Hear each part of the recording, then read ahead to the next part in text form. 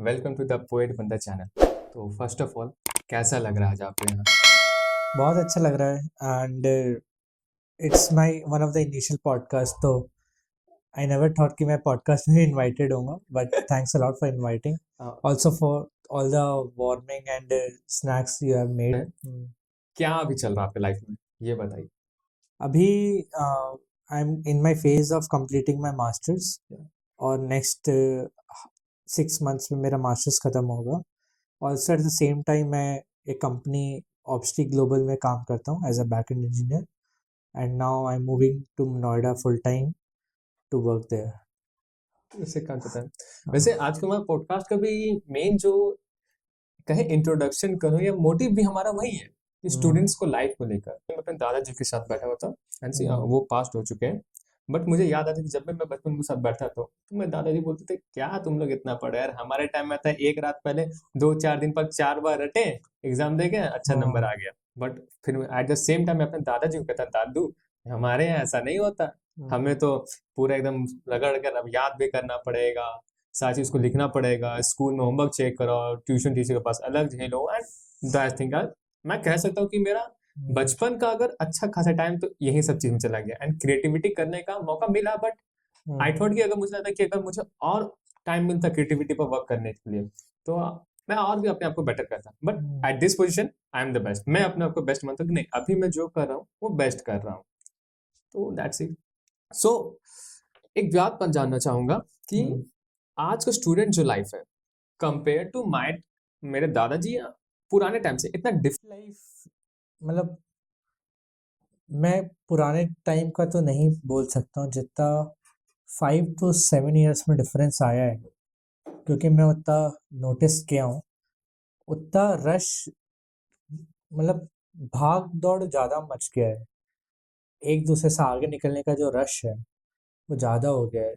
Eight the same time lack of opportunity है और demand कम है, लोग ज़्यादा है, तो उस अपॉर्चुनिटी को ग्रैब करने के लिए भी बहुत ज़्यादा भीड़ है।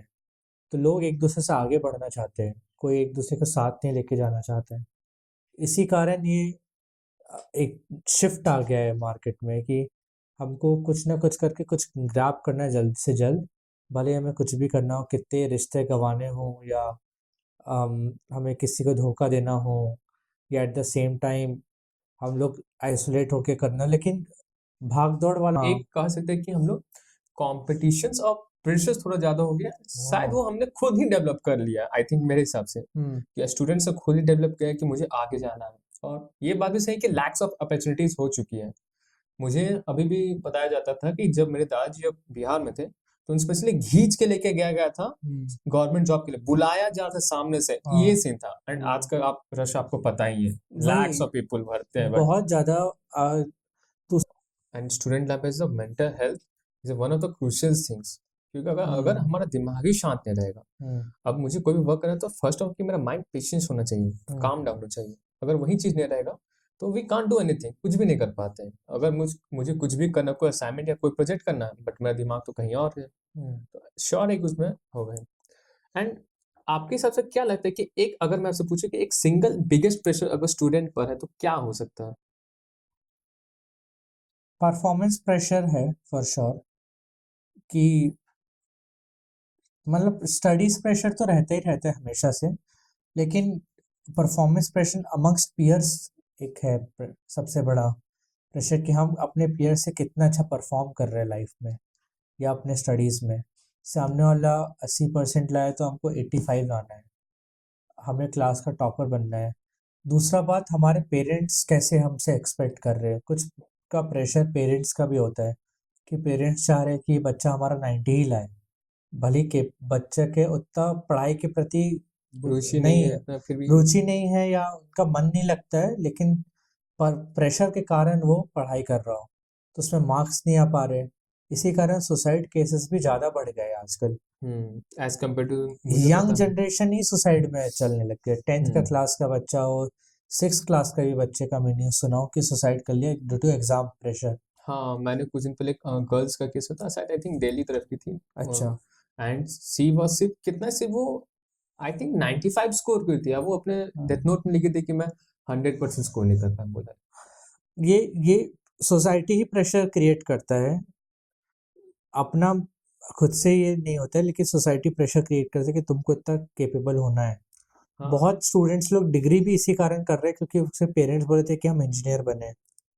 ये कुछ आजकल तो चॉइस पे हो गया है, बहुत लोग अपने चॉइस से पढ़ाई करते हैं, बट अभी भी कुछ कुछ घर है या कुछ कुछ लोग हैं जो पेरेंट्स के चॉइस पे पढ़ते हैं। कि सबसे ज़्यादा चॉइस तो होता है कि 10th के बाद पीसीएम लेने का। हाँ, क्योंकि तुम्हारा मार्क्स अच्छा अच्छा, तुम्हारा 80% आ गया, अब साइंस ले लो, अब खुश साइंस होके ले लो, साइंस ले लो। बिल्कुल साइंस ले लो, इंजीनियर बन जाओ। ये हमारा बच्चा था कि हमारा हमारा सपना था कि हमारा बच्चा डॉक्टर या इंजीनियर बने, तो वो वाला एक हो जाता है जैसे थ्री इडियट्स में था। सबसे बड़ा तो चीज। वो आज भी है, ऐसा नहीं कि नहीं है, बट अब कम हो गया है। पेरेंट्स भी चाहते हैं कि बच्चा अपना फील्ड ही चूज करे, बट कुछ कुछ फील्ड्स है जो पेरेंट्स नहीं चाहते बच्चे चूज करें, जैसे डिजाइनिंग फील्ड हम्म। बहुत अलग वे से उसको देखा जाता है कि डिजाइन तो नहीं करेगा, उसमें पैसा ही नहीं है।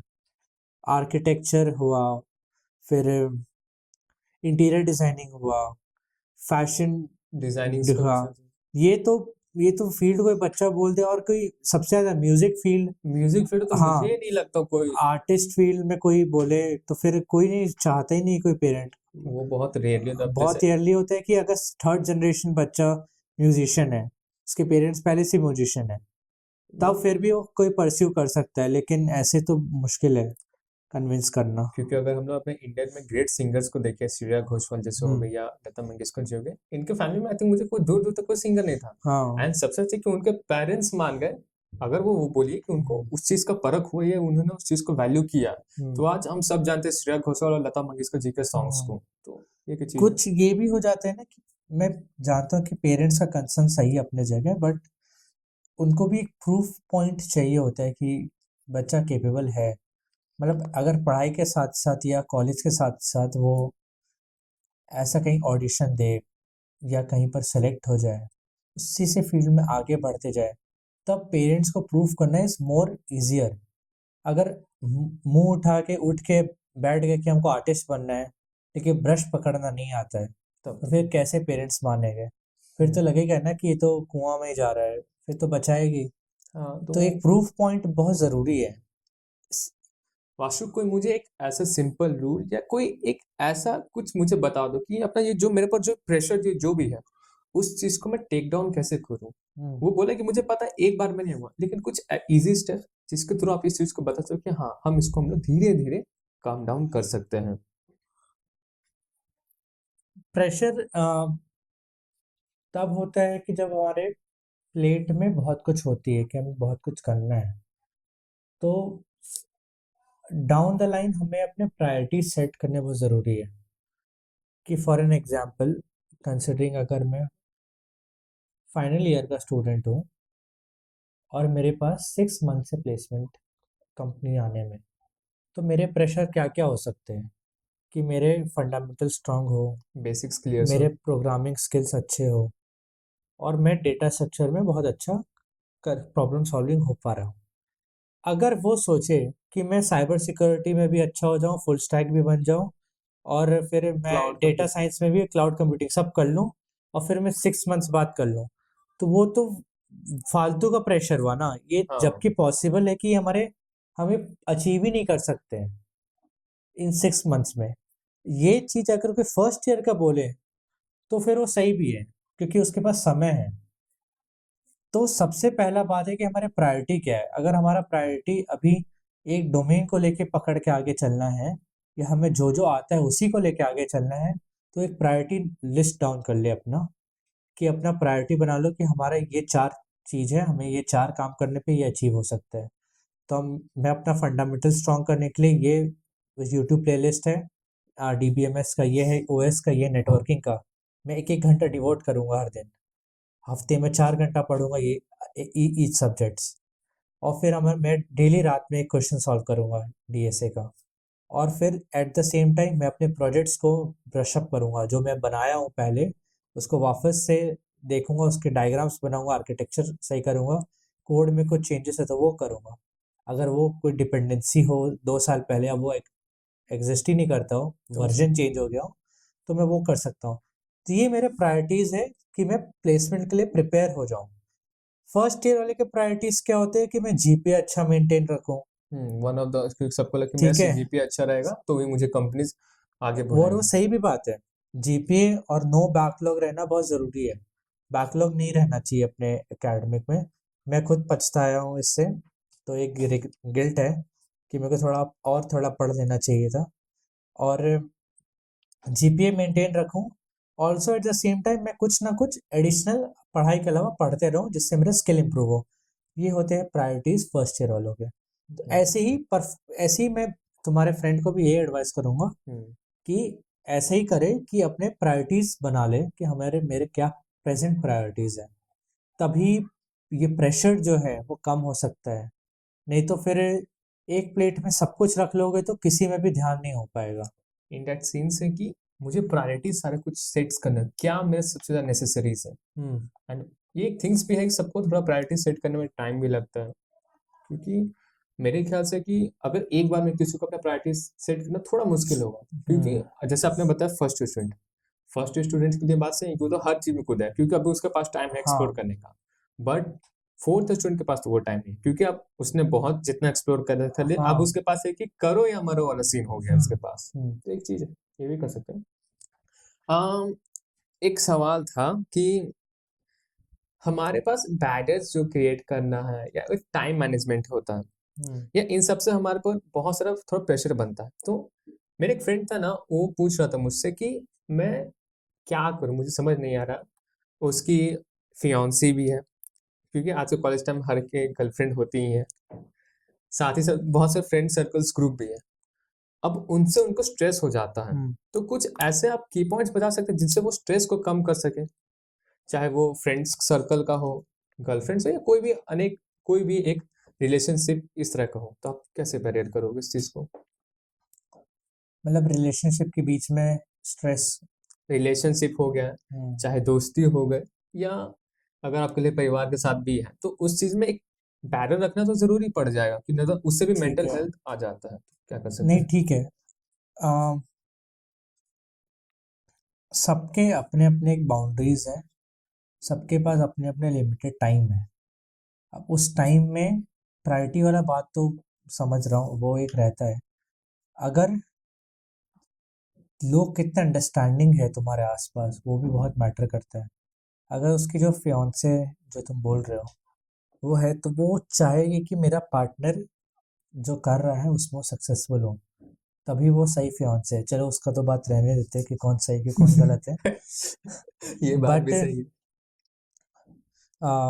अगर वो फियांसे अंडरस्टैंडिंग नेचर की है तो वो समझ जाएगी कि इसके प्रायोरिटीज़ में अभी इसका करियर इम्पोर्टेंट है और इसका पेरेंट्स का ध्यान रखना इम्पोर्टेंट है। तो वो अपना, अगर वो कुछ ज़्यादा समय चाह रही हो वो कम कर लेगी। पेरेंट्स अगर पेरेंट्स अगर का हेल्थ कंडीशन अच्छा है, सब कुछ सही है, तो वो भी समझेंगे कि हमारा जो सन है या डॉटर है वो अपने करियर के लिए ज़्यादा भी टाइम चाहिए उसको। तो वो भी अपने एक्सपेक्टेशन कम कर सकती है कि अभी हो सकता है अभी मेरे साथ ना हो, बट एक बार कहीं सेटल हो जाए तो हमारे साथ और समय दे पाएगा। फ्रेंड्स का एक बहुत बड़ा चैलेंज आ जाता है कि कुछ फ्रेंड्स समझते हैं, कुछ लोग ये वन ऑफ भला द भला होता ही है। भला बुरा बोलते हैं। कुछ लोग बोलते हैं कि बहुत बड़ा हो गया, हमारे साथ रह नहीं रहा है, ये वो, हाँ, ये क्योंकि तो बहुत है, कोई समझते नहीं क्योंकि वो हमारे एज के हैं ना। और वो इतने ज़्यादा इमोशनली कुछ कनेक्टेड होते, कुछ लोग नहीं होते।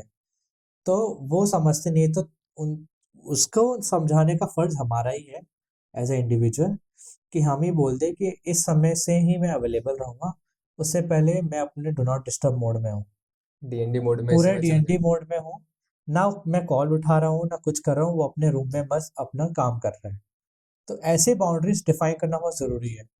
और इस बाउंड्रीज को फ्रेंड से डिफाइन करने के लिए लड़ाई झगड़ा नहीं करना है। आराम से बैठ के बताना है और उनको समझाना है। अगर वो तुम्हारे अच्छे फ्रेंड है तो बिल्कुल समझ जाएंगे। अगर वो अच्छे फ्रेंड नहीं है और नहीं समझ रहे तो तुमको उससे से कट ऑफ हो जाना चाहिए, क्योंकि ऐसे लोग का कोई सेंस नहीं है, क्योंकि आज वो तुम्हारे सुख में ही साथ है ना फिर। हाँ, क्योंकि एटलीस्ट जब मेरा बैड हाँ, टाइम चलेगा वो तो मुझसे दूर रह गए, भाई कौन हो तुम, मैं नहीं जानता। वही, यही मतलब एक। होता है। एक क्वेश्चंस मैं करना चाहूंगा। हम्म, आज का जो सम्यक जैन है, अपने यूनिवर्सिटी या स्कूल सम्यक जैन को एक एडवाइस देना चाहेगा तो क्या देगा? दोस्त अच्छे चुनो, क्योंकि और ये कितना इम्प्रॉम्प्टू इसलिए निकला क्योंकि अभी हम फ्रेंड्स की बात कर रहे थे। दोस्त अच्छे चुनना is very very important, because तुम्हारा कंसिडरिंग हम लोग इतना हॉस्टल इन्वायरमेंट, पीजी इन्वायरमेंट में रहते हैं, तो हमारे साथ अभी पेरेंट्स नहीं है, हमारे साथ हमारे दोस्त ही हैं।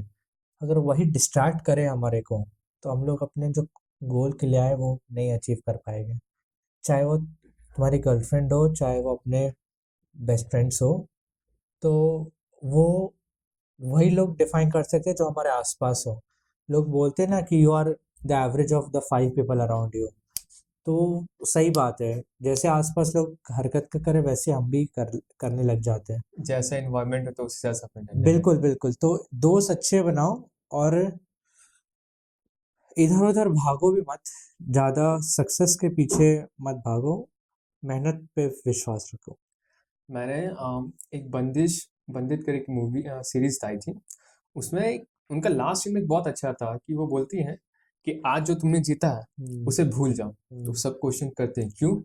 वो बोलते हैं कि अगर आज तुम इस जीत को भूलोगे तो अभी तुम कल नई जीत के लिए और ज्यादा मेहनत करोगे। एंड एटॉमिक हैबिट जो बुक है उसमें भी एक चीज कहा गया है कि सक्सेस जो आपका लास्ट थिंग है वो तो एक टाइम रहेगा फिर खत्म हो जाएगा, लेकिन जो प्रोसेस होगा हाँ वो आपके साथ लाइफ टाइम रहेगा।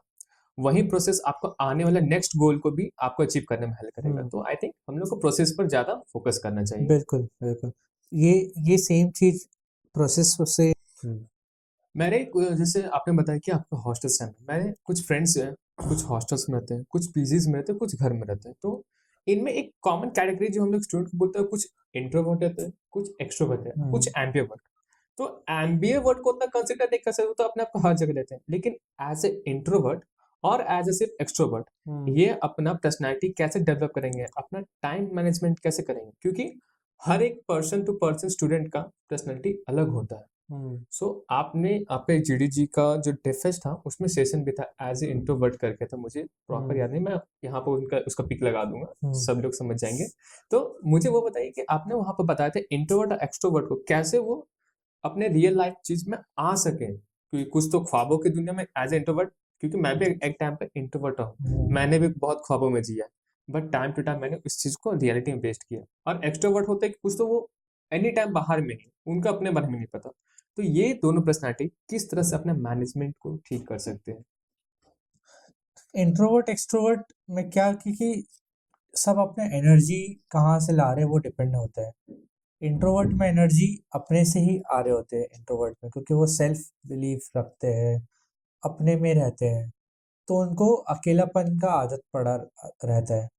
तो अगर वो कोई काम कर रहे हो और वो अकेले इन्वायरमेंट में हो, तब वो सबसे बेस्ट काम कर सकते हैं। बट यहाँ पर प्रॉब्लम है, तो मैंने सुना है कि वो बहुत अकेला तो वो डिप्रेस्ड भी हो जाते हैं सबसे बड़ा। तो मैंने अभी तक जो देखा है, मेरे भी बहुत से फ्रेंड है जो इंट्रोवर्ट है, एंड उनमें से 99% मुझे थोड़े डिप्रेस लगते हैं। फिर वो कोई भी चीज हो, कुछ भी से शायद हो सकता है, बहुत लोग लड़की लोग से बात करने में अभी भी झिझकते हैं या पब्लिक स्पीकिंग नहीं कर पाते हैं। तो इस तरह में लोग वो किस तरह अपने आप को हैंडल करें? ये सब में हैंडल नहीं, ये सब में अपने आप को चैलेंज देने से सही होता है कि मैं अपने आप को चैलेंज करूं, कि मैं अपने आप को सुधारूं। इंट्रोवर्ट होना अच्छी बात है, लेकिन इंट्रोवर्ट में डिप्रेशन होना अच्छी बात नहीं है। इंट्रोवर्ट में कुछ लोग ये भी हो सकते हैं कि वो कुछ ही लिमिटेड लोग के साथ बात करते हो, बट वो जिनके साथ रहते हैं वो उनके साथ बहुत अच्छे से रहते हो। एक्सट्रोवर्ट वाले में क्या, वो सबके साथ ही अच्छे होते हैं, मतलब वो चलते फिरते लोग के साथ भी बात कर लेते हैं, उनको कोई फिल्टर नहीं रहता है, और दोस्त भी बहुत जल्दी बना लेते हैं, क्योंकि वो एक्सट्रोवर्ट है तो बात करने का नेचर है। इंट्रोवर्ट ऐसा नहीं कि दोस्त नहीं बनाते, बट वो टाइम लेते हैं, उस टाइम लेते हैं अपने आप को एक कंफर्ट जोन में लाने का। आज अगर मैं किसी से दोस्ती किया हूँ अगर इंट्रोवर्ट है, तो वो 8 महीने 10 महीने बाद खुलेगा, थोड़ा थोड़ा धीरे धीरे धीरे धीरे, फिर वो अपने रियल फेज में आएगा। लेकिन डिप्रेशन वाला जो बात है, तो मैं इंट्रोवर्ट लोग को वही कहना चाहूंगा कि अगर तुम्हारे कोई दो चार ही या एक दो ही अच्छे लोग हो, कि वो भी नहीं हो, अपने पेरेंट्स को, किसी को तो बताओ, भाई बहन या कजन जो तुमको समझता हो, किसी से अपना मन का बात शेयर करना बहुत ज़रूरी है, तभी रिलीफ मिलेगा। तुम अगर कहीं, बहुत लोग रिलीफ पाने के लिए डायरी में लिखते हैं, इवन मैं खुद लिखता हाँ हूँ। तुम, बहुत लोग पोएट होते हैं तो वो आ, अपने शायरी और गजल और पोयम में लिख देते हैं कि अपना मन की बात। कोई दिल टूटा आशिक होता है तो अलग ही पोयम बनाने लग जाते हैं फिर। तो मुझे इससे याद आया कि अमृता प्रीतम का अगर नाम सुना होगा ये, और एक इमरोज है, ये पुराने टाइम के हैं। अगर आप कभी पढ़े गए इसमें तो आते हैं, वो पुराने राइटर और लिरिसिस्ट रह चुके हैं। तो उनमें ये चीज दिखता था कि जब अमृता प्रीतम जो थी, जब वो इमरोज से इश्क करती थी, लेकिन उस चीज को बयान नहीं कर पाती, तो उनको शायरों में, मुशायरों में वो चीज अपने आप को बताती थी। हाँ उनके पोइट्रीज में वो चीज झलकता था कि किसी के लिए वो उनसे बेइंतहा मोहब्बत करती है, बट वो उनके साथ रह नहीं सकती। तो इस तरह वो समझ में भी आता है। और एक्सट्रोवर्ट वालों को यही कहूंगा कि अगर ग्रुप में हो और वहां से एनर्जी ले रहे हो तो अपना बाउंड्रीज डिफाइन कर लेना कि कब तक मेरे को एनर्जी लेना है और कितना कंज्यूम, मतलब एट द एंड ये है कि तुम ग्रुप में मत रहो, काम भी करो साथ साथ। सिर्फ ग्रुपिज्म में ही रह जाओगे तो बहुत बार डिस्ट्रैक्शन हो जाता है उससे। फिर अगर 4-5 लोग से बात करो तो बात ही करते रह जाओगे तो फिर काम नहीं हो पाएगा। तो अपने, अगर तुमको ग्रुप से एनर्जी मिले तो ग्रुप से एनर्जी लो, लेकिन टाइम वेस्ट ना हो। इंट्रोवर्ट लोग टाइम वेस्ट नहीं करते हैं क्योंकि वो काम करते हैं, बट वो बात नहीं करते किसी से।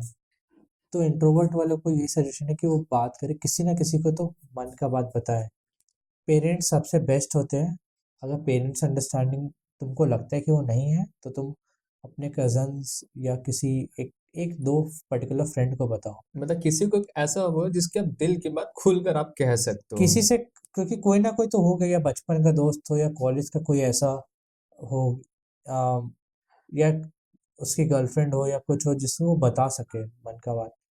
क्योंकि अगर वो किसी को बताएगा नहीं तो खुद ही घुटते रहेगा फिर, तो घुटन हो जाएगा फिर उससे। मैंने आमतौर पर देखा है कि इंट्रोवर्ट और एक्सट्रोवर्ट जब एक साथ आते हैं ना, तो एज इंट्रोवर्ट पीपल्स, क्योंकि वो ज्यादा बातचीत नहीं करते, और एक्सट्रोवर्ट है ये हर लोग से बात कर सकते हैं। और कहीं ना कहीं ये एक्सट्रोवर्ट को खराब लगने लगता है कि मैं किसी से बात किया, सामने वाला बंदा जो है इंट्रोवर्ट है, लेकिन जैसा आपने कहा उसको खुलने में टाइम लगता है। एंड नो डाउट कि वो ही एंड सी जो भी हो, बट उनको थोड़ा टाइम लगेगा इस चीज में। और एक्सट्रोवर्ट लोग यहाँ थोड़ा सा उनको समझना पड़ेगा कि वो उनके जैसा ओपन अप नहीं है। ये तो मैं भी गलती किया था कि मैं भी जब अपने फ्रेंड से मिला था तो मेरे को लगा था कि बात बहुत अच्छे से हो सकता है और बहुत ज़्यादा बात कर सकते हैं, बट मैं एक्सपेक्टेशंस अपने बहुत हाई कर लिया था सामने वालों के से कि ये बहुत ज़्यादा बात कर सकते हैं मेरे से या सब कुछ बता सकते हैं। बट इंट्रोवर्ट वाले लोग समय लेते हैं, तभी मैं ये चीज़ रियलाइज़ किया हूँ। नहीं तो मैं ये बात नहीं बोल पाता अभी कि उनको समय चाहिए होता है। तो मैं ये रियलाइज़ करती कि सामने वाले को समय चाहिए, कभी कभी वो समय 1 साल भी हो सकता है। तो पेशेंस होना बहुत ज़रूरी है as a friend, as a partner, किसी को भी, कि पेशेंस रहे और हमेशा पुश ना करे कि बात बताओ, बात करो, ये करो। नहीं तो वो जोन में आने में समय लगता है, ये समझ जाना चाहिए। एक्सपेक्टेशंस इतना हाई नहीं रखना चाहिए, नहीं तो फिर मुश्किल हो जाता है, अपने को ही प्रॉब्लम होता है एज एक्सट्रोवर्ट। हाँ, मतलब एक्सपेक्टेशन रखना कहीं ना कहीं खुद को दुख देना, मतलब फिर बात हो जाता है। मतलब एक्सपेक्टेशन कि वो सामने वाला बताएगा, ये एक्सपेक्टेशन ना रखो। ओके, हाँ, सामने वाले को समय दो, वो खुद बता देगा।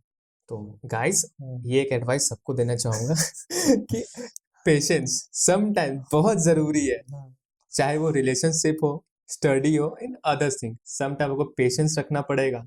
साथ ही साथ एक्सपेक्टेशन रखो, but at not higher level कि हो ही जाएगा। हम्म, सम टाइम प्रोसेस होता है, उसको धीरे धीरे एंजॉय करो।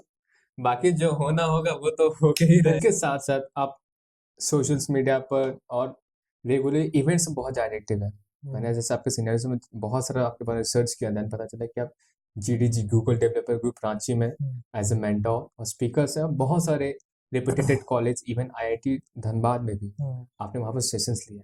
हाउ इट हम्म, इज, ये सब कैसा रहा आपका एक्सपीरियंस, एंड आप इस चीज में आए किस तरह थे? एक्सपीरियंस तो नो डाउट बहुत ही अच्छा रहा, बिकॉज मैं 1.5 ईयर से रांची में हूँ फॉर माई मास्टर्स, एंड उसी दौरान मैं जीडीजी रांची से जुड़ा, and I found out they host events. मेरा पास्ट बैकग्राउंड से अगर हम स्टार्ट करें कि मैं इवेंट्स में कैसे आया हूँ, तो मैं बीसीए स्टूडेंट हूँ and I did my honours in cloud computing. तो मेरे प्रोफेसर्स बहुत अच्छे थे, thank God, because her college में ऐसा सिनेरियो नहीं रहता है। बहुत प्रोफेसर इंडस्ट्री से आउटडेटेड नॉलेज पे बात करते हैं, पढ़ाते हैं, और थियोरेटिकल नॉलेज ज़्यादा रहते हैं, बट हमारे प्रोफेसर्स काफ़ी अच्छे थे सिम्बोसिस में। सो पुणे में टेक्निकल कम्युनिटीज़ बहुत है, also at the same time cloud की कम्युनिटीज़ भी बहुत है। तो they were associated, my professors were associated with the communities. So वो हमारे को रिकमेंड किए कि as you are a honour student you should start participating in this events. तो वहाँ से मेरा सिलसिला शुरू हुआ था 2023 2022 में हुआ था, अराउंड दिसंबर में। तो तब से लेके आज तक मैं कम्युनिटी से इन्वॉल्व हूँ। डे बाय हर इवेंट्स में पार्टिसिपेट करता था एज आई अटेंडी। फिर मैं रेगुलर अटेंडी था तो मैं एज अ वॉलंटियर बन गया। फिर मेरे वर्क को देखते हुए मैं ऑर्गेनाइज़र भी बन गया एक दो ग्रुप्स का। Then I also organise some events in Pune. Then I came here for my masters. तो when I came I didn't realise that कि जीडीजी रांची इतना बड़ा भी हो सकता है, या जीडीजी एग्जिस्ट भी करता है रांची जैसे शहर में। बट मेरा माइंडसेट पूरा डिफरेंट हो गया यहाँ देखने के बाद कि yes there are still very techies people in Ranchi, including professionals and students. तो फिर मैं रीच आउट किया था for DevFest 2024 as a speaker.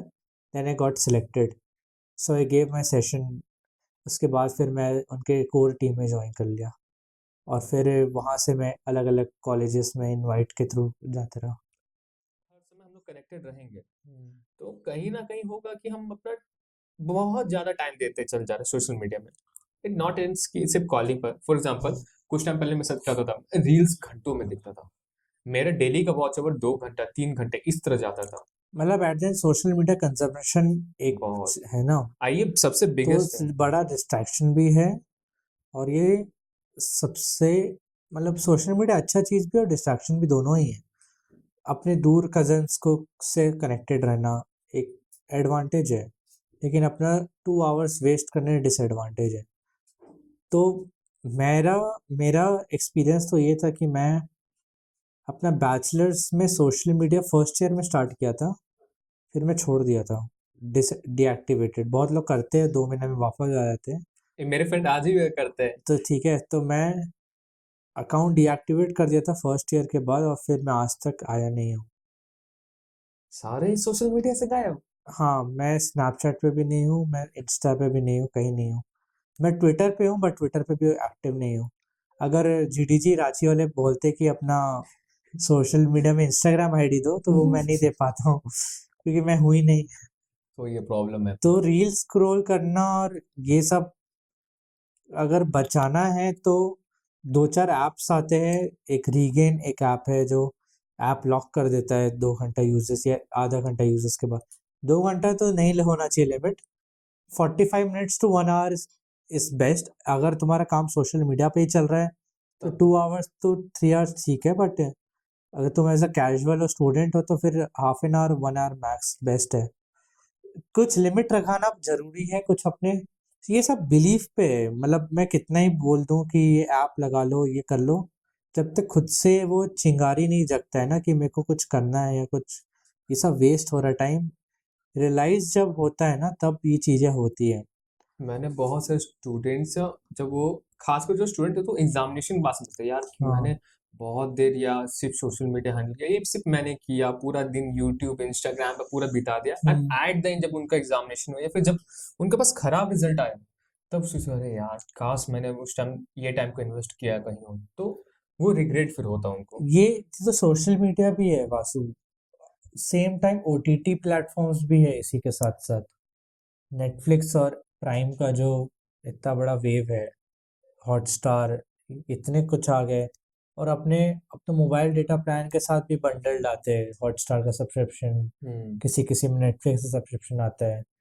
तो वहाँ से लोग और डिस्ट्रैक्ट होके सीरीज देखे जा रहे हैं, और अपना टाइम वेस्ट करते जा रहे हैं। मतलब टाइम वेस्ट। इंटरटेनमेंट के लिए अच्छा है, लोग मूवीज छोड़ के ये देख रहे हैं, ठीक है, लेकिन कब स्टॉप होना है ये इम्पोर्टेंट है जानना। कि अगर मैं शाम को सो लूं, जिससे मैं फ्रेश माइंड से उठ के कुछ काम कर लूं, rather देन मैं शाम को मूवी देख लूं और फिर थक के सो जाऊं। तो फिर बेस्ट ऑप्शन तो फर्स्ट वाला ही है ना। हाँ, सिंपल मेरे हो रहे रिलायबल भी है वो। तो इससे क्या होगा कि तुम्हारा एक तो आई स्ट्रेन जो है वो भी कम हो जाएगा। ये तो कुछ सोचता नहीं, ये तो छोड़ो। लेकिन इससे तुम्हारा बेनिफिट ये होगा कि तुम आराम भी कर लिए, तुम काम भी कर लिया। सेकंड वाला ऑप्शन में क्या होगा कि तुम एंटरटेन तो हो गए लेकिन सो गए, तो काम क्या हुआ?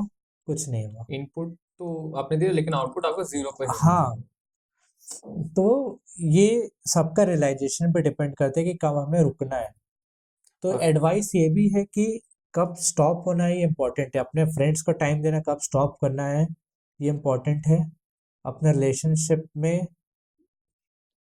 रिलेशनशिप या फ्रेंडशिप में जो भी है, कब अपने आप को टाइम ज़्यादा इन्वेस्ट करना रोकना है, ये भी बहुत ज़रूरी है।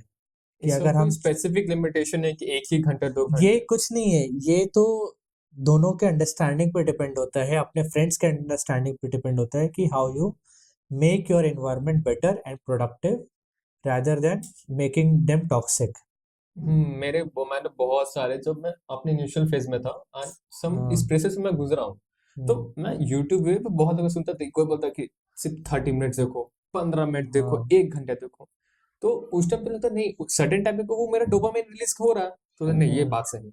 बट जिस चीज को इम्प्लांट कर रहा हूँ तो नहीं यार, मेरा तो 30 मिनट्स में वो काम ही नहीं हो रहा है। अगर सपोज कि मुझे अपने फ्रेंड से बातचीत करनी है एंड वो मेरा क्लोज फ्रेंड, तो कुछ टॉपिक ऐसे निकलेंगे जिसमें हमारा घंटों निकल जाता है। और कुछ सीरियस टॉपिक्स है, अगर मैं बोलूँ नहीं भाई मेरे को 30 मिनट्स की बात करनी है, तो आई थिंक वो वहां पर नहीं, अकॉर्डिंग टू सिनेरियोस और ये देखना पड़ेगा। अंडरस्टैंडिंग है, सब फ्रेंड्स का अंडरस्टैंडिंग है। कंसिडरिंग हम लोग अगर स्टूडेंट इन्वायरमेंट में है, जो व्यूवर्स है अगर वो स्टूडेंट्स है, तो बहुत लोग हॉस्टल्स पीजीज में रहते हैं, बहुत लोग अपने फ्रेंड्स के साथ रूम में ही रहते हैं। मेरा क्या है, मैं कैसे लिमिट किया था, मैं बैचलर्स में बहुत ज़्यादा मस्ती करता था, और फ्रेंड्स के साथ ही आफ्टर कॉलेज भी रहता हूँ, तो सीधा रात में 9 बजे 8 बजे हॉस्टल आता हूँ। कुछ नहीं होता है, सिर्फ घूमना फिरना ये वो।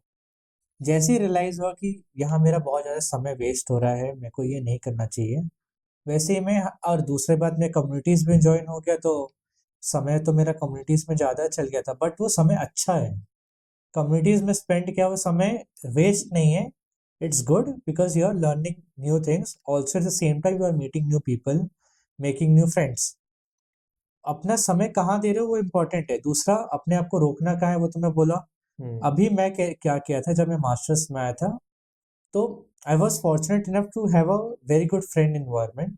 सब फ्रेंड्स लोग, हम लोग कॉलेज में साथ रहते हैं, कॉलेज के बाद अपने अपने जोन में रहते हैं आफ्टर 5 PM। सबको अपने, उनको पता है कि यहाँ बैरियर अब लग चुका है, अब हमें अपने जगह पर सब जाना है। अपने जोन में रहते हैं, सब अपने रूम में रहते हैं। कोई न कोई, या तो कोई अपना फ्रेंड से किसी से बात कर रहा है, या कोई गेम खेल रहा है, या कोई डेवलपमेंट कर रहा है, तो कोई स्किल बिल्डिंग पे काम कर रहा है। अपनी तो प्रायोरिटी सबने डेवलप कर ली है। सब अपने अपने रूम में बैठ के अपना काम करते हैं, क्योंकि हम लोग का सिंगल शेयरिंग था, तो हम लोग को कोई डिस्टरबेंस था नहीं। तो फिर हम सीधा डिनर टाइम में मिलते हैं, हाफ एन आवर मिलते हैं, 45 मिनट्स मिलते हैं मैक्स, फिर वापस अपने जोन में चल जाते हैं। तो यहाँ पर बैठ के 3 घंटा बैठ के गप मारना और दूसरे के बारे में गॉसिप करना, टॉन्ट मारना, ये सब बिल्कुल नहीं। ये सब होता है एक फेज में, ये नहीं कि मैं बोल रहा हूँ कि आप फर्स्ट ईयर से ये सब करने लग जाओ। फिर आपके एक्सपीरियंसेस कैसे बनेंगे? फिर आपको सबको लगेगा कि आप सीरियस बंदे का, आपको कोई आएगा नहीं आपके पास। बट अपनी तुम्हारी क्या प्रायोरिटीज है, तुम्हें कहाँ अपना टाइम इन्वेस्ट करना है, वो समय डिफाइन करना वो जरूरी है। इसके लिए तुम्हारे फ्रेंड्स का रोल बहुत इंपॉर्टेंट है, जो मैं एडवाइस दिया था कि फ्रेंड अच्छे चुनो। अगर वो फ्रेंड अंडरस्टैंडिंग हो ना, तो तुम्हारा टाइम को रिस्पेक्ट करेगा। अगर वो नहीं हो तो बोलेगा, अगर तुम तो रहती ना साथ में, तुम रहो तो मत, फिर क्या है फायदा? तुम जाओ तो तुम हमारे ग्रुप में नहीं रह सकते ने बातचीत किए थे, आज के टाइम में टॉक्सिक कल्चर बहुत ज्यादा इंक्रीजेस हो चुका हो। है। एंड पहले तो हम लोग सिर्फ रिलेशनशिप में टॉक्सिसिटी हम लोग सुनते थे, या फिर कंपनीज में सुनते थे, बट अब मैंने आजकल देखा है कि टॉक्सिक कल्चर स्टूडेंट्स में भी आ चुका है। एंड ये सबसे बड़ा एक क्रेजियस्ट होगा कि स्टूडेंट्स में भी आ गया, और बहुत लोग चीज को समझ नहीं पाते हैं। तो आपके हिसाब से कुछ की इंडिकेशन, ऐसे टॉक्सिक कल्चर कोई ग्रुप हो गया या कोई भी ऐसा प्लेस हो गया टॉक्सिक कल्चर्स में, तो एक छोटा सा स्टेप वो धीरे धीरे वहां से निकल जाए, और सामने वालों को हर्ट भी ना हो, क्योंकि आप सडनली अगर निकल जाइएगा तो ये फिर प्रॉब्लम हो जाएगा, शायद वो आपके लिए बहुत ज्यादा हार्मफुल भी हो सकता है। तो फिर इस हार्मफुल का तो नहीं, लेकिन देखो, टॉक्सिक इन्वायरमेंट इसलिए बढ़ रहा है क्योंकि हर किसी को नीचा गिराने का चालू हो गया चलन अब। हर किसी को नीचा दिखाना, किसी किसी को ऊपर उठने ना देना, भले खुद ना उठ रहे हो, सामने वाले को उठने ना देना, अपने लेवल पे रखना या उससे भी नीचे करना। तो ये जब से ये माइंडसेट बना है ना अपने एज वालों में, तब से ये टॉक्सिसिटी बढ़ गया है। पहले रिलेशनशिप का टॉक्सिसिटी का तो मेरे को आइडिया नहीं है, लेकिन फ्रेंड्स अब वो जिनके लेकिन साथ है वो सबसे बेस्ट देखो, जानते हैं। जो जिनके साथ हुआ है वो ज़्यादा जानते हैं, लेकिन फ्रेंडशिप के भी टॉक्सिसिटी तब होता है कि जब आपके फ्रेंड्स लोग आपसे जलते हो। ये तो ये भी होता है एक सिनेरियो। अगर तुमको निकलना है ना तो धीरे धीरे ग्रुप इवेंट्स, ग्रुप पार्टीज, रात में गॉसिप करने बैठने में धीरे धीरे खिसकते रहो बगल में। धीरे धीरे ऐसे करो कि आज यार मन नहीं कर रहा है, आज नहीं आऊँगा। फिर 2 दिन बाद के लिए फिर तीसरा दिन ऐसे कर दिए। धीरे धीरे वहाँ से साइड हो जाओ ताकि उनको लगे कि अब ये आना पसंद नहीं कर रहा है, रादर देन एक ही बार में नहीं आने आओ। और रूम में आके बार बार बोले जा रहे हो आओ आओ, 4 बार बोल दिए, 4 दिन से तुम गए ही नहीं। तो फिर उनको धीरे लगेगा कि cut off immediate cut off मत हो, धीरे धीरे कट ऑफ हो जाओ। और दूसरा ये है कि कट ऑफ होना भी बहुत ज़रूरी है, नहीं तो तुम उनका तो कुछ होगा ना हो, तुम्हारा तो कुछ नहीं होगा फिर। अंटिल फिर जिस पर्पस से, जिस गोल से आप आए हो, फिर आप उस चीज को अचीव नहीं कर तुम पाएंगे। अगर गोल ही पर्पस था कि गॉसिप करने आया तो फिर करो, फिर क्या दिक्कत है, तो उसके टॉक्सिसिटी लिए तो है। फिर आंटीज मम्मीज का ग्रुप बेस्ट है, वहां जाके बैठो। फिर तो कोई दिक्कत नहीं है, लेकिन अगर तुम्हारा गोल ही कुछ और है और आके टाइम वेस्ट हो रहा है तो पता नहीं। मैं ऐसे बड़े बड़े लोग जैसे क्यों बात कर रहा हूँ, लेकिन ये सबसे मैं गुजरा हूँ, तो मैं चाहूंगा कि ऐसा मेरे जूनियर्स लोग जो देख रहे हो ना हो। नहीं, ये रियल फैक्ट प्रॉब्लम है कहीं ना कहीं, हम सब उसी से, क्योंकि एज ए स्टूडेंट है हम बहुत लोग कुछ अलग अलग फील्ड में चले जाते हैं, मैंने बहुत केसेस में भी पढ़ा है, सुना भी है। तो ये छोटे छोटे कुछ टिप्स है, हाँ आप इमिडिएटली वहां से मत निकलो, बट छोटे मोटे कभी कुछ बहाने बनाते हो कि सडनली कि मैं सर दर्द हो रहा या हाँ कुछ फैमिली प्रॉब्लम्स है, ये इस तरह करके आप धीरे धीरे आप वहां से निकल जाओ। अगर आप सोचो कि इमिडिएट वहां से निकलना, तो ये अगर मे भी हो सकता है some time it's work, but not more than 99%, वो सिर्फ 1% में हो सकता है। सो इस चीज को धीरे धीरे समझो और आगे बढ़ो। ओके, जैसे था कि बाउंड्री सेट करना तो बहुत जरूरी था। हाँ, लेकिन इसके लिए नॉन नेगोशिएशन, जैसे हम आपने एक आइडिया मुझे बता दिया था कि इसी से धीरे धीरे नेगोशिएट करो, उसी से इसको टैकल करो। सम टाइम हम लोग को तो कुछ स्ट्रिक्ट एक्शन लेना जरूरी होता है। तो उन स्ट्रिक्ट एक्शन को किस तरह हैंडल करें? फॉर एग्जाम्पल, जैसे मान लीजिए मैं कहीं नाइट आउट पर गया हूँ एंड समबडी टोल्ड मी कि मुझे सिगरेट सिगरेट तू भी पी या तू ड्रग्स ले, तो उस कंडीशन में कैसे? वही स्ट्रिक्ट एक्शन है कि तुम फ्रेंडशिप ही तोड़ दो। बिकॉज जो बाउंड्रीज का रिस्पेक्ट नहीं करता, आज के टाइम में respect is very important thing. हर किसी को रिस्पेक्ट चाहिए। मतलब तुम किसी का रिस्पेक्ट करो तो तुम एक्सपेक्ट करो कि तुम्हारे भी लोग रिस्पेक्ट करें। अगर तुम्हारे बाउंड्रीज का रिस्पेक्ट नहीं हो रहा है तो तुम्हारे फ्रेंड के लायक नहीं है फिर। तो आज नाइट आउट पे गए तो कल से जाने का जरूरत नहीं है फिर। तो इस सेमेस्टर से जिसने जिसने सोचा था ना कि चलो अब तो रोज नाइट आउट पर निकलूंगा, तू भाई देख लो, नाइट आउट। नाइट आउट पे जा रहे हो तो उन्हीं लोग के साथ जाओ कि नाइट आउट के आने के बाद भी तुम्हारे साथ कोडिंग क्वेश्चन सॉल्व कर रहे हो। आके टल्ली नहीं पड़े हुए मिले कहीं पर। पता चला आप उनके बोतले समेट रहे हैं। हाँ, तो फिर अच्छे लोग के साथ ही रहना इम्पोर्टेंट है, अच्छे लोग खोजना इम्पोर्टेंट है। खोज सारा कुछ डिस्कवरी ही है। लोग तुरंत दोस्त बना लेते हैं और उनको ही अपना संसार मान लेते हैं। तो दोस्त बनाना बहुत इम्पोर्टेंट है। थोड़ा रुक के दोस्त बनाओ, सबको ऑब्जर्व करो। इंट्रोवर्ट लोग ऑब्जर्वर बहुत अच्छे होते हैं, हम्म। वो ऑब्जर्व बहुत अच्छे से करते हैं। एक्सट्रोवर्ट लोग को सबको फेरी फेरी लैंड में ही रहते हैं सब। एक्सट्रोवर्ट को लगता है सबको ये अच्छे ही तो है, सब अपने ही दोस्त है। बट उनको पता नहीं है कौन किस लाइफ का क्या। हाँ, इंट्रोवर्ट लोग बहुत सोच समझ के दोस्ती करते हैं और फिर उन्हीं लोग के साथ अच्छे से रहते हैं। तब तो देखा जाए तो इंट्रोवर्ट को एक प्लस पॉइंट देना चाहिए। हम्म ओके, ओवरथिंक आपको तो पता है, हम्म, एंड ये हर किसी का है। मैं ये नहीं बोल सकता नहीं ये सिर्फ टॉपर तो उनको होगा या फिर लोअर ग्रेड से तो उनको, ये यूनिवर्सल ट्रूथ है कि सबको ओवरथिंक होगा, खासकर स्टूडेंट में ज्यादा। तो इस चीज को कैसे कम कर सकते हैं, क्योंकि अंटिल यूट्यूब या अदर प्लेटफॉर्म पर बहुत सारे भरे पड़े हैं। लेकिन आप मुझे ये बताओ कि वाई ये आता क्यों ओवरथिंक, और इसको हम लोग धीरे धीरे कैसे कम कर सकते हैं। ओवर थिंकिंग आता कैसे है, तो पर्सनल पर्सनल एक्सपीरियंस के कारण होता है। कि सपोज किसी के साथ पास्ट में बहुत ट्रॉमा हुआ हो, तो वो अगर सिमिलर एक्टिविटी प्रेजेंट में हो रहा हो, तो वापस वो ट्रॉमा के फेज में रिकॉल करने लग जाता है कि यार हो सकता है ये भी हो जाए, अगर ये हो तो ये भी हो जाएगा, फिर मेरे साथ कोई बात ही नहीं करेगा। तो ऐसा ओवर थिंकिंग हो जाता है क्योंकि वो पास्ट ट्रॉमा का एक्सपीरियंस रहता है। और इस कारण हमारा प्रेजेंट खराब हो जाता है, क्योंकि हम अपने जिससे कम्युनिकेट कर रहे हो, जिसके साथ रह रहे हो, उससे हम ये सब अपना नेचर बदल जाएगा। अगर हम ओवर थिंक करके कोई सिनेरियो को सच मान ले कि काश यही हुआ होगा, तो हमारा बिहेवियर चेंज हो जाता है। इसको रिड्यूस करने के लिए हमारे पास एक सिंपल सा यही फंडा है कि live in present, don't worry about future और फॉरगेट द पास्ट। तो अगर पास्ट ट्रॉमास को भूलोगे नहीं, तो प्रेजेंट में सिमिलर कुछ भी हुआ तो तुम पास्ट में चल जाओगे वापस। तो प्रेजेंट में जियो, जिससे फ्यूचर खराब ना हो। प्रेजेंट में ही कांड कर दोगे तो फिर फ्यूचर खराब हो ही जाएगा। ये सबसे ज़्यादा चीज़ रिलेशनशिप में होता है कि कोई फ़ोन नहीं उठा रहा हो, तो किसी को लगे कि अरे वो किसी के साथ घूम रहा होगा।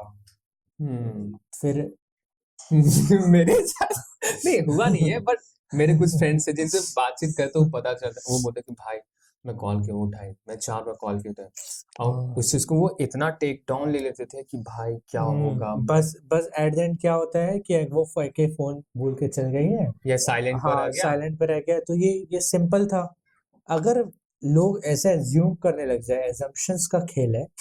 अगर एजम्पशंस, अपने एजम्पशन को सच मान लो और उससे तुम रिएक्ट कर जाओ जबकि ऐसा कुछ हुआ नहीं है, तो इससे खराब हो जाता है रिलेशनशिप, फ्रेंडशिप सब।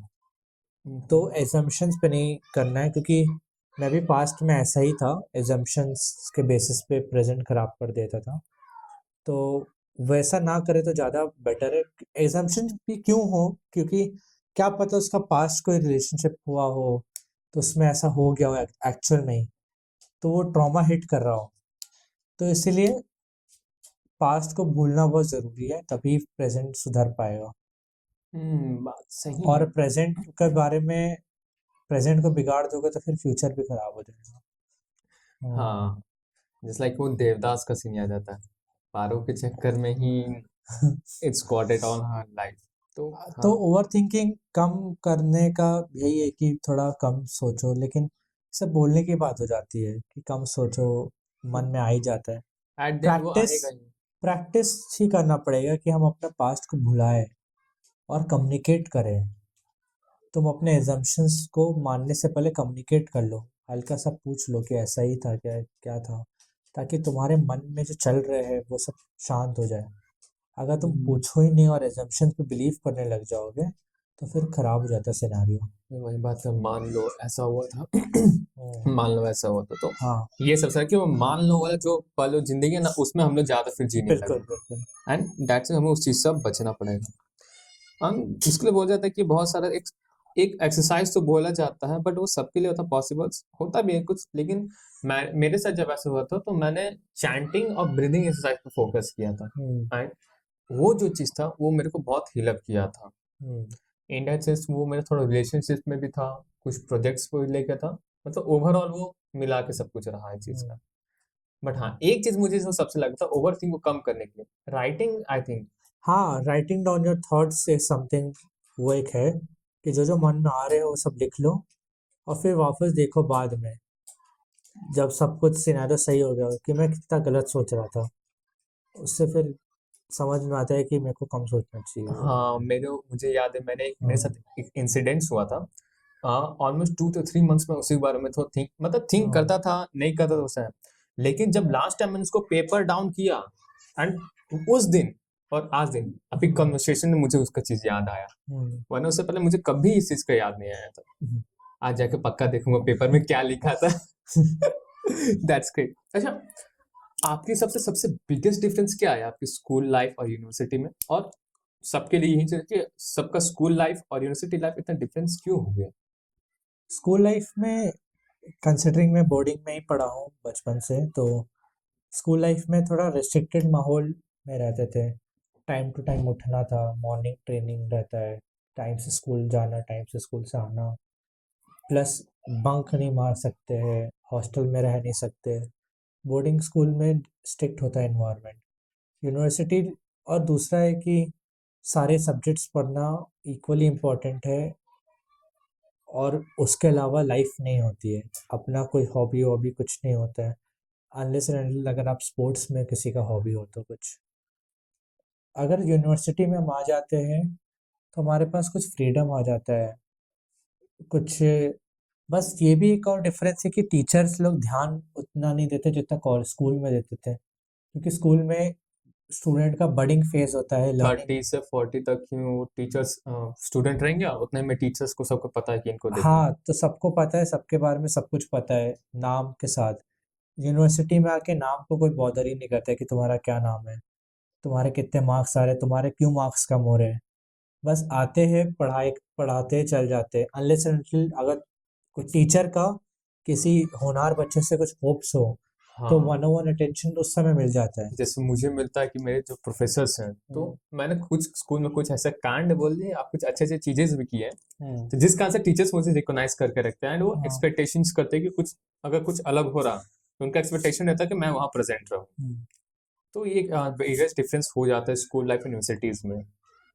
सो लेकिन एक प्रेशर्स कभी क्रिएट क्यों हो जाता है इनके बीच में प्रेशर्स? क्योंकि स्कूल टाइम में प्रेशर और यहाँ पर भी प्रेशर, इसमें क्या कारण हो सकता है? स्कूल टाइम में हमारा करियर प्रेशर नहीं रहता है, स्कूल टाइम में सिर्फ पढ़ाई का प्रेशर रहता है, और पेरेंट्स का एक्सपेक्टेशन का प्रेशर रहता है कि पेरेंट्स को इतना नंबर दिखाना है हमें। और ऊपर से अगर स्कूल टाइम का रिलेशनशिप कुछ शुरू हो गया हो, तो स्कूल टाइम में तो उतना दिमाग होता नहीं है, तो हम लोग टाइम को लेके छुप छुप के मिलना, और ग्रीटिंग कार्ड देना, छुप छुप के चॉकलेट्स देना, क्योंकि उस समय तो स्कूल में तो ये सब अलाउड भी नहीं होता है बैग में। मेरे साथ इंसिडेंस हुआ था, 14 फेब को एग्जाम था, एंड मुझे था टेक्नोलॉजी इंटरेस्ट, तो मेरे घर में खराब फोन पड़ा हुआ था। हम्म, अब मैं रात को वो फोन ठीक कर रहा हूँ, और अगले दिन एग्जाम था, तो ऐसे तो थोड़ा पढ़ाई के बाद मैं फोन को फिर तो देख रहा कैसे उसको ठीक कर सकता हूँ। एंड बाय द वे वो फोन मेरा बैग में रहा गया। स्कूल में मेरा इमेज बहुत अच्छा है, मैं हाँ, सरस्वती शिशु विद्या मंदिर पता तो थर्मल से पढ़ा हाँ, था। अब मेरा बैग जो एग्जामिनेशन सेंटर के बाहर में रखा हुआ है, एग्जाम सेंटर का, मैं आराम से एग्जाम पेपर लिख रहा था, उधर से कॉल आया कि आ, पहले तो आया इंटरनल चेकिंग के लिए, क्योंकि उस दिन 14 फेब था। हाँ, तो सब आए, सब चेकिंग कर, तो जैसे ही मैं उठा, मुझे बोला तुम बैठो, तुमको हम्म, तुम्हारा चेक नहीं करना। एंड उसके 5 मिनट बाद ये बैग किसका है? हम्म, अब मैं उठा के बोला सर मेरा बैग। चलिए प्रिंसिपल ऑफिस। अब प्रिंसिपल मुझसे बोल रहा है खोलो फोन को, खोलो फोन को। अब मैं उनको क्या बोलूं, भाई मेरा फोन नहीं खुल सकता है, हम्म, टेक्नीशियन मना कर दे इसको खोलने से। फिर हम्म, उसके बाद थोड़ा हुआ, पेरेंट्स को बुलाया गया, फिर पापा ने उन्हें समझाया कि नहीं लड़का ऐसा नहीं है, ये बाय द वे गलती से ये रख लिया था। अब वो बात अलग है, घर चल के मुझसे 10 सवाल पूछा गया था। तो ऐसे हाँ, ऐसे थे। घर की कार्रवाई अलग है, स्कूल में तो बचा लिए। आई थिंक मुझे लगता है शायद स्कूल वाला ज्यादा अच्छा था, वहाँ वही गुस्सा खत्म हो जाता था। अब घर आने के बाद अब यूनिवर्सिटी में तो कॉलेज फोन लेके जाओ नहीं लेके जाओ, फोन चला रहे हो क्लास में नहीं चला रहे हो, कोई तो ध्यान देता नहीं है। मैं तो तो खुद इससे इंसान का हाथ से निकलने का भी बहुत बड़ा फैक्टर आ जाता है। उस समय सेल्फ कंट्रोल बहुत ज़रूरी है, और उसी समय वही फ्रेंड्स ही लोग होते हैं जो इंसान को डगमगा देते हैं या इंसान को सही राह पे ले आते हैं। ओवरऑल से कि फ्रेंड्स अगर हमारा इन्वायरमेंट पे डिपेंड है, सब कुछ इन्वायरमेंट पे डिपेंड है कि how you make your environment more peaceful and more friendly, और फिर अपने आप को कितना कंट्रोल कर लेते हैं, सेल्फ कंट्रोल का बात है। हम्म ये सेल्फ कंट्रोल भी बहुत बार लर्निंग्स के थ्रू आता है, कि लाइफ लेसन्स के थ्रू थ्रू ही आता है, कि हमारा कुछ गलतियां हो गए जिससे हमारा कुछ बर्बाद हो गया हो, हम्म तो उससे गिल्ट के कारण हम नेक्स्ट ये गलती ना करें। तो लाइफ लेसन ही बहुत बार सिखा देता है कि हमारे बोलने से कोई कुछ सुधरेगा नहीं ना। बुक भी कितना सुधार दे दिया, मनी का बजट, बट फिर how to talk and win friends वाला भी एक बुक है। सब कुछ बुक्स भी है, हम जैसे पॉडकास्ट भी है, लेकिन एट द एंड सबको लाइफ लेसन से सीखता है। अपने गलतियों से करके सीखना हाँ, चाहिए। तो उसको हम सुधार नहीं सकते, बट हम सिनेरियोज बता सकते कि ऐसा कुछ हो तो आप कैसे डील कर सकते हैं। एक कहावत बोला जाता है ना कि जो ठोकर खाता है वो हम्म, सीखता है। तो हम्म, क्या, और बोले जाते हैं कि जो उन दूसरों को गलती को देख कर सीख लेंगे वो हाँ। ज्यादा, तो पर क्या हम लोग दूसरे गलती को सही में देख पाते हैं? दूसरी की गलती तो बहुत जल्दी दिख जाती है, खुद की गलती नहीं दिखती है। बट इन सेंस कहा जाता है ना कि उसने वो गलती किया तो तुम उस गलती से हाँ, सीख ले लो। पर क्या, हाँ, लेकिन नहीं, वो नहीं होता है, क्योंकि हमको लगता है कि यार तो हमारा ऐसा हमारे साथ तो हो ही नहीं सकता है। इस सिचुएशन में तो हम ला ही नहीं करते हैं, या हमारा तो ऐसा कुछ है ही नहीं इन्वायरमेंट। बट वो जब हो जाता है तब पता चलता है कि हाँ, ये तो नहीं सिमिलर था। सिमिलर हुआ ये चीज। तो उस समय कर सकते हैं। फाइनेंस को लेके आजकल लोग थोड़े स्ट्रिक्ट हो गए हैं। 50-30-20 एक रूल आता है जिसमें 50% नीड्स को लेके खर्चा करो, 30% अपने बॉन्ड्स को करो, 20% सेव करो।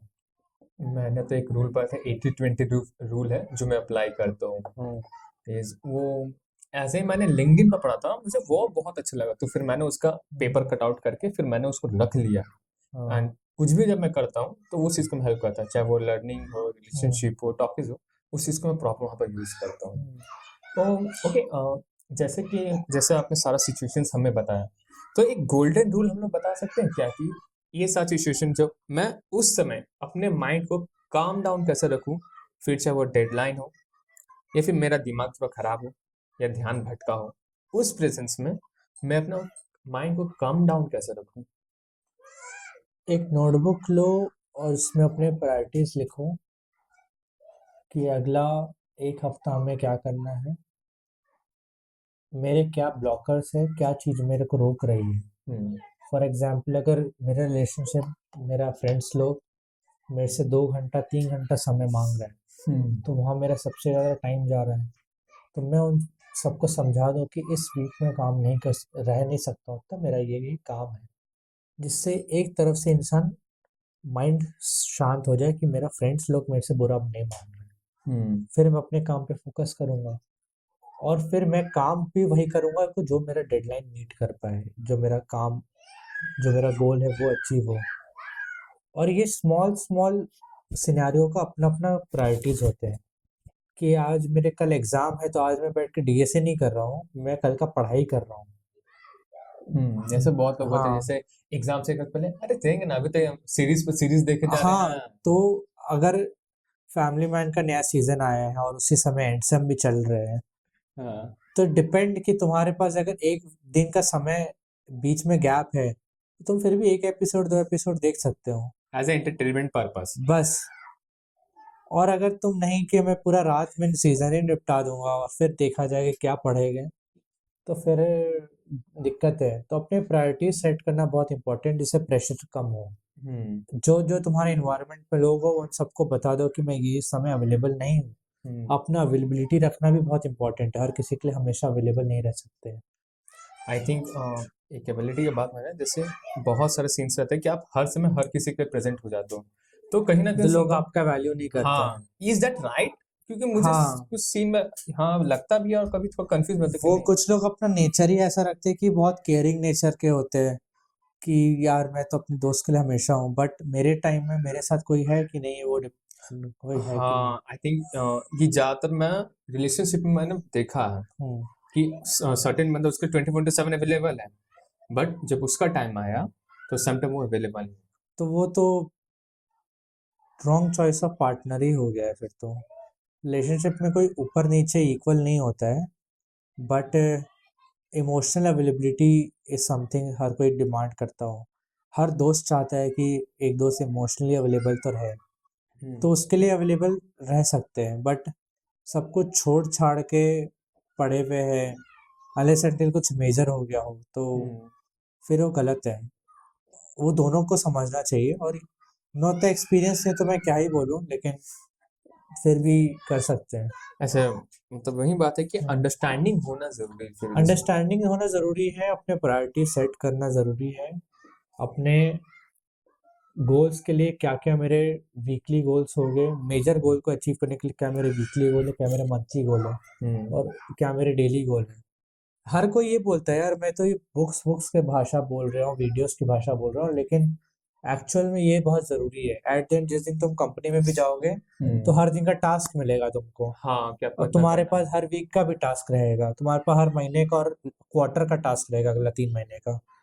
तो ये तो रहेगा ही रहेगा हमेशा, तो इससे अच्छा प्रैक्टिस अभी से ही रखे। एक एडवाइस जो आप स्टूडेंट्स जेंजी स्टूडेंट्स को देना चाहोगे, आज के जो जेंजीज है, कि वो स्मॉल ऐसे कौन कौन से हैबिट्स अभी से वो कर ले जिससे उनका मेंटल प्रेशर जो होगा वो कम डाउन रहेगा एग्जाम टाइम में, साथ ही साथ नॉर्मल कैंपस लाइफ में भी। डोंट रश टुवर्ड थिंग्स, मतलब भागदौड़ वाला जो है ना, कंपैरिजन वाला है, हमको तुमसे आगे जाना है, रेस के पीछे नहीं भागना है। अपना जर्नी खुद डिफाइन करना बहुत ज़रूरी है।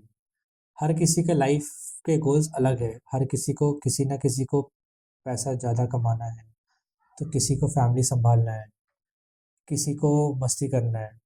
सबके गोल्स अलग है, तो तुम किसी के गोल को तुम कॉपी नहीं कर सकते हो, या उसके जर्नी को तुम कॉपी नहीं कर सकते हो। तुमको अपना जर्नी खुद बनाना ज़रूरी है। और भटकना भटकना भी लोग ज़्यादा हो गया है, लोग तुरंत भटक भी जाते हैं। जैसे कि फ्रंट एंड डेवलपमेंट कर रहे हैं या बैक एंड कर रहे हैं, तो सोच लेते थोड़ा एआई भी कर ले, भले ही वो बैक एंड में तो अच्छे नहीं हो, एआई भी कर लेते हैं। चलो एआई आ गया, मेरा दोस्त देखो iOS डेवलपमेंट कर रहा है, तो जिद्दी करके मैकबुक ले लिए कि iOS डेवलपमेंट करेंगे। फिर मज़ा नहीं आ रहा है 3 महीने बाद, फिर सोच लेते हैं कि ये कर लेते हैं, तो भटक जाते हैं फिर। एक्सप्लोर करना इज डिफरेंट, क्योंकि अच्छा। एक्सप्लोर करना स्ट्रैटेजिक होता है।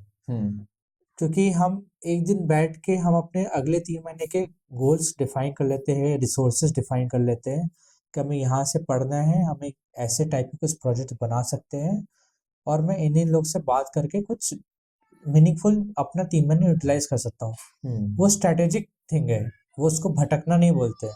बट अगर वो 3 महीने के बीच में अपने दोस्त को देख के फील्ड ही चेंज कर ले रहा है, तो उसको भटकना बोलते हैं। कि वो भटके नहीं, अपना स्ट्रैटेजिक प्लानिंग करें, डोमेन एक्सप्लोर करने का मैं बात कर रहा हूँ। तो वो आज के जेंजीज को बहुत इंपॉर्टेंट है कि स्ट्रैटेजिक प्लानिंग हो। ये प्लानिंग ऑफिस पर्पस में भी काम आएगा, क्योंकि वहाँ भी स्ट्रैटेजी के थ्रू ही प्लान होता है, और वहाँ भी गोल्स डिफाइंड होते हैं, तो उसको अचीव करने के प्लान्स ही स्मॉल प्लान्स, माइक्रो प्लान्स बनते हैं। तो वही हमारे लाइफ में भी ऐसे ही करें, और एडवाइस हर किसी से ना लें। हाँ, ये एक चीज सुनने में बहुत है कि लोग सोचते हैं कि मैं डिस्कस कर लेते हैं यार, उनसे भी पूछ लेता हूँ, वो एक्सपीरियंस है, फिर मैं पूछता हूँ, मैं उनसे भी पूछ लेता हूँ, that was experience also. But क्या वो सही है कि सबसे? नहीं, एक्सपीरियंस किस चीज में एक्सपीरियंस है, मतलब अगर कोई फॉरेस्ट डिपार्टमेंट का बंदा है और उससे हम जाके पूछे कि हम टेक्नोलॉजी में क्या कर सकते, तो फिर क्या क्या पूछ रहे हो? तुम जिस डोमेन में तुमको काम करना है, या तुमको कंप्यूटर साइंस में पढ़ रहे हो, तो तुम्हें उन्हीं लोग से बात करना चाहिए जो तुम्हारे सीनियर्स हो, और कहीं काम कर रहे हो, कुछ कर रहे हो, और वो तुमको ज़्यादा अच्छा गाइडेंस दे सकते हैं। मतलब अगर तुम अपने थर्ड ईयर के सीनियर से पूछोगे, तो वो ज़्यादा अच्छा एडवाइस देंगे रादर देन तुम बीबीए के थर्ड ईयर के सीनियर से बात कर रहे हो। हाँ, क्योंकि उनका फील्ड डिफरेंट उनका हो उनका जाएगा। फील्ड डिफरेंस है, यही सेम चीज इसमें आ जाता है कि यार मैं iOS डेवलपमेंट कर रहा हूँ, लेकिन मैं किसी जावा डेवलपर, सॉरी, मैं किसी फ्रंट एंड इंजीनियर से पूछ रहा हूँ कि यार iOS डेवलपमेंट का क्या स्कोप है, इसका क्या रोड मैप है। रोड मैप्स का भी बहुत बड़ा डिसएडवांटेज है ना, कि आजकल हर यूट्यूबर रोड मैप दे रहा है। हाँ। ठीक है, अपने आप को एक्स माइक्रोसॉफ्ट, एक्स गूगल तो बता देते हैं, और फिर ज्ञान देने लग जाती है क्लाउड इंजीनियर कैसे बने, हालांकि वो कभी क्लाउड पे काम ही नहीं किया हो। तो फिर उनसे क्यों हम करें? इससे अच्छा वेल रिसर्च लोग से बात करना चाहिए, क्योंकि वो तुम किसी से भी बात, वीडियो देख रहे हो तो उनका कोई ना कोई प्रोफाइल तो रहता ही है, लिंक्डइन हो, ट्विटर हो, तो उन पे देखो कि वो क्या काम किए हुए हैं पास्ट में। अगर वो उसी डोमेन से काम किए हुए, तो वो ज़्यादा बेटर पर्सन है जो तुमको फ्यूचर स्कोप और सिनेरियो बता सकते हैं, रेदर देन कि हम किसी का भी कोर्स परचेज कर ली जो उस फील्ड में है नहीं, वो जो पढ़ाने वाला भी वो भी कहीं और से पढ़ लिख के तुमको पढ़ा रहा है और फिर तुम कुछ सीखे नहीं मीनिंगफुल। इन दैट सेंस उनके पास प्रॉपर मेंटोर है, मतलब जेंजी को है। एक्सपीरियंस होना इम्पोर्टेंट है, सामने वाले के पास एक्सपीरियंस हो कि मैं इस फील्ड में एक्सपीरियंस हो तो मैं तुमको सही गाइडेंस दे पाऊँ। मैं भी, अगर तुम मेरे पास भी आओगे तो तुम मेरे से एआई का पूछोगे तो मैं उतना एआई का गाइडेंस नहीं दे पाऊंगा क्योंकि मैं तो काम नहीं किया हूँ। मेरे को एआई का फील्ड पता है बट मैं एआई का मॉडल बनाना कोई पूछे तो मेरे को नहीं पता है कि मैं हगिंग फेस मॉडल कैसे डिप्लॉय कर सकता हूँ। रादर देन यूट्यूब पर तो बहुत सारे यूट्यूब अवेलेबल पे है फिर पूछो जो है। एआई से, वो तो हाँ, सीधा पता है कि एआई का यूज कैसे करना है, चाहे प्रॉम्प्ट कैसे लिखना है, ये सब है। वो सब कर सकते हैं क्योंकि वो सब हम डेली काम करते हैं। लेकिन मॉडल कैसे बनाना है कोई मेरे से पूछे तो मैं क्यों बोलूँ कि क्यों कैसे बनाऊँ, क्योंकि मेरे को पता ही नहीं है। कोई मेरे से पूछे कि एंड्रॉयड डेवलपमेंट कैसे करते हैं तो मेरे को नहीं पता, मैं कैसे बता सकता हूँ। हम्म, कुछ लोग होते हैं जो बता देते हैं कि ऐसे ऐसे कर सकते हो, जबकि कभी काम ही नहीं किए हो। तो किससे एडवाइस ले रहे हो ये भी इम्पोर्टेंट है। आज के टाइम में ट्यूटोरियल हेल्थ जिसको बोलते हैं वो है मार्केट में। हर चीज़ का ट्यूटोरियल इतना है कि आदमी कंफ्यूज। हाँ, मतलब लिमिट से ज्यादा रिसोर्सेज अवेलेबल हो चुके हैं तो मार्केट में। मैं अगर कुछ जूनियर जिनसे मैं बात किया तो उनको भी मैं पॉइंट टू पॉइंट बता दिया कि यार इस जगह से ही तुमको पढ़ना है, कहीं और नहीं पढ़ना है, क्योंकि ये बेस्ट जगह है, वन स्टॉप सोल्यूशन है। इस टॉपिक के लिए ये सोल्यूशन अच्छा है, इस टॉपिक के लिए ये वीडियो अच्छा है। एक जगह होकर उनको बस पढ़ना होगा। डीएसए के लिए स्ट्राइवर का शीट लोग फॉलो करते हैं और रिकमेंड करते हैं और वो सही भी है। But at the same time वो हो सकता है कुछ स्पेसिफिक टॉपिक्स भी चल रहा हो, कुछ स्पेसिफिक क्वेश्चन ही सॉल्व कर पा रहे हो। ओवरऑल नॉलेज भी होना बहुत ज़रूरी है, तो तुमको उसके लिए बुक्स चाहिए। लोग बुक्स नहीं पढ़ते हैं, That's बुक्स right. आउटडेटेड भी हो जाते हैं, लेकिन थोड़ा बुक का नॉलेज इम्पोर्टेंट अगर कोर डीप डाइव कर रहे हैं।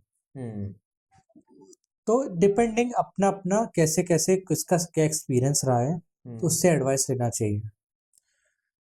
Thank you sir. Rapid fire question ready किए हैं, ठीक तो है। चलिए रैपिड फायर की ओर बढ़ते हैं। हम्म।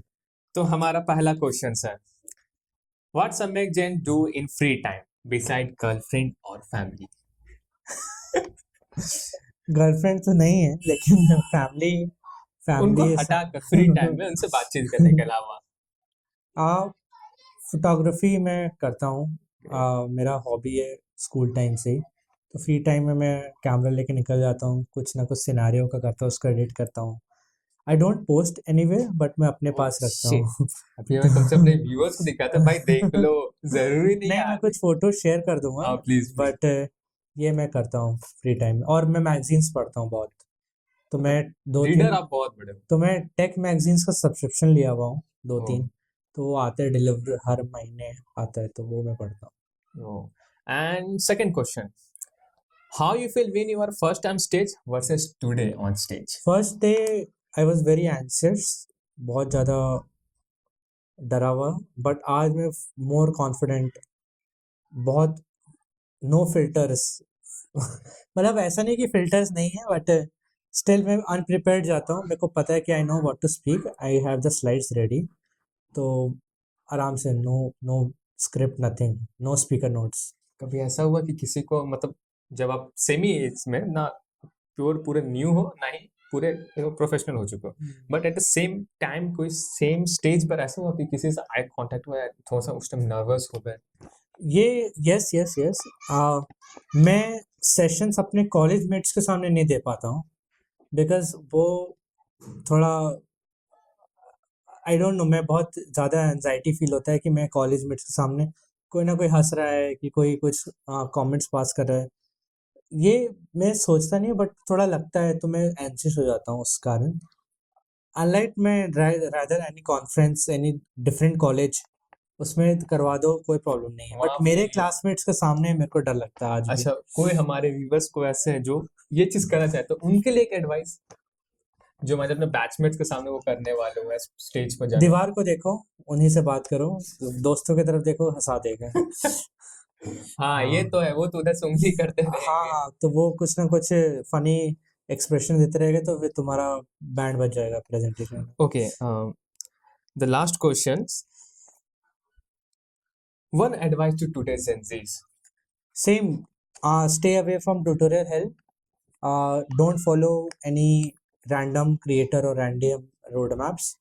Create your own journey and trust the process.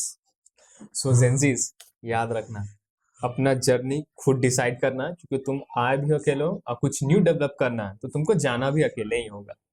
And believe on the process and some faith on God, या जिस पर चीज पर आप बिलीव करते हो उसमें करो.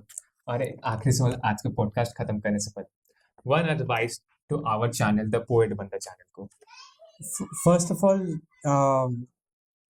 congrats for the podcast series you are starting. That was the first podcast for me. Oh, thank you so much for And inviting. आप ये पहले गेस्ट हो इस पॉडकास्ट के. मैं भी उतना ज़्यादा पॉडकास्ट में तो नहीं करता, लेकिन जितना मेरा मन था मैं नो फिल्टर्स जितना बोल पाया बोला हूँ. एक एडवाइस ये है कि फर्स्ट ये कि create more this type of videos only, non-tech, mental health related, advice related. And second is when you jump towards tech, तो एक एक डोमेन स्पेसिफिक लोगों को ही बुलाओ और उसी का सीरीज कंटिन्यू रखो, ताकि अगर वन स्टॉप सोल्यूशन बन जाए तुम्हारे चैनल का, कि अगर मेरे को इस टेक्नोलॉजी के बारे में लोगों के ओपिनियन जानने हैं तो मैं इस पॉडकास्ट का इस प्लेलिस्ट में चल जाऊँ, मेरे पास 4 अलग एक्सपीरियंस लोग के आ जाए podcast. You can do that. Thank you sir, बहुत अच्छे एडवाइस देते हैं.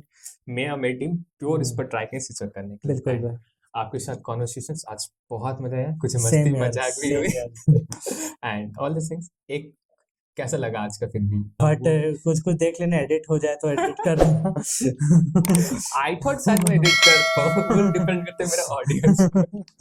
Okay, have a nice time sir. Thank you. Same to you.